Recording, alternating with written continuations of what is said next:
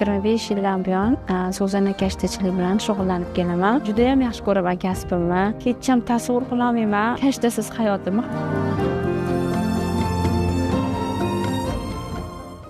Jamoada boshida shu atrofimizdagi qo'shnilar, ayollar, mahalladagi qizlar chiqish boshlagan. Hozirgi kunga kelib, mana jamoada ishlaydigan ayollar 100 tadan ko'p. Lekin shogirdlarim oladigan bo'lsangiz, 1000 ga yaqin shogirdim bor. Yostiq jildlardan boshlaganmiz, keyin sekin so'zanaga o'tganmiz, sumkalar qilish boshlaganman. Etiklar qilganmiz. Hozirgi kunga kelib, nafaqat kiyim, balki uy jihozlarida, mebellarda, ko'p nimalarda ham kashtachilikni bo'yicha buyurtmalar olib kelyapmiz va o'zimiz ishlab chiqaryapmiz.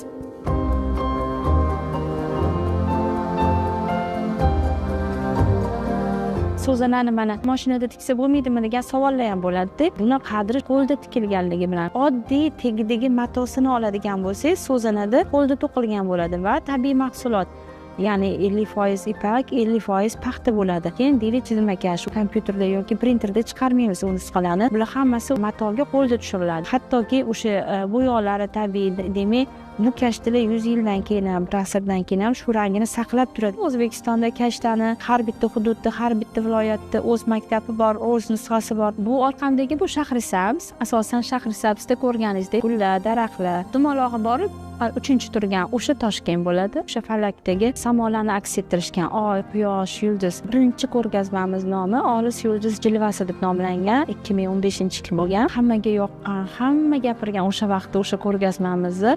Hattoki Amerikada Santa Fe bo'lardi festival. Men o'sha Santa Fe'ga yillar o'tolmay yurgan edim. Ishonasiz, mana shu Toshkent maktabini tiklaganim haqida yozib to'ldirganimizda, mana shu ko'rgazmalardan rasmni tashlaganimda, aynan shu yo'qolib ketgan maktabni tiklaganim uchun qabul qilinganman deb o'sha festivalga. Juda xaridorgir, hattoki kattalari endi ko'p vaqt olgani uchun 5 oy, 6 oy, 7 oy desak ham kutishadi. Hamma katta so'zanalar, misol uchun mana shu palagimiz 6 oy davomida bitgan. Sotiladigan narxlari har xil 4,5 5 ming atrofida. Bitta choponni o'ziga 3 oy vaqt ketadi. 2 mingdan boshlab yuqori narxda sotiladi.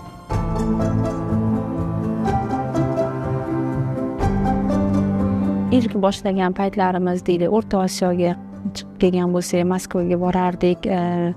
Olmaotaga sotganmiz va sekin chet davlatlarga chiqish boshlaganmiz. Avstraliyada so'zanani tug'ilishi deb nomlangan shaxsiy ko'rgazmamiz bo'lgan. 2023-yil bo'lgan ko'rgazmamiz. Keyin 24-yili bahor oyida Rigada, Latviyadagi birja muzeyida 2 oy davomida bo'ldi o'sha ko'rgazmamiz. Ko'p davlatlarga eksport qilyapmiz. Angliyaga, Germaniyaga, Yevropaga, Monakoga hattoki yuboramiz. Hozir mana Qatarda ham ko'rgazmamiz bo'ldi. U yerdan ham ko'pgina buyurtmalar olib keldik. Britaniya muzeyida 2 ishimiz turadi. Har bitta hunarmand ishini muzeyda ko'rish menimcha bu juda katta baxt.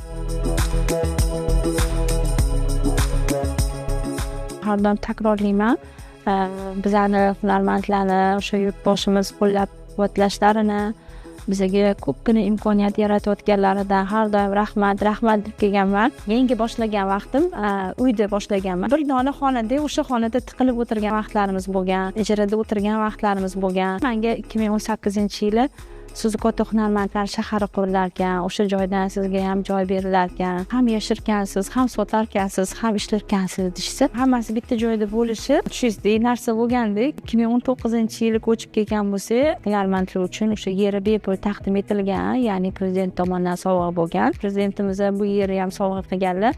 Bu joyda bunaqa katta maktab ochilishi, ya'ni bir joyda jamlangan bunaqa katta maktab va ishxona va shu bilan birgalikda mana bu galereya mo'jizadir. Kelgan xaridor ustaxonaga kirishadi, bo'yashni ko'rishadi, tepada chizmakashlikni ko'rishadi. Ya'ni matoga o'sha kashta qanaqa tushirilishini ko'rishga imkoniyatiga ega bo'lishyapti-da. O'tdan chiqib sotiladigan narsalar bormi deyishadi. Kirib do'kon ham bor-da. Ular nafaqat kelib aylanishadi, xarid qilishadi, hatto mahorat darslariga yozilishadi.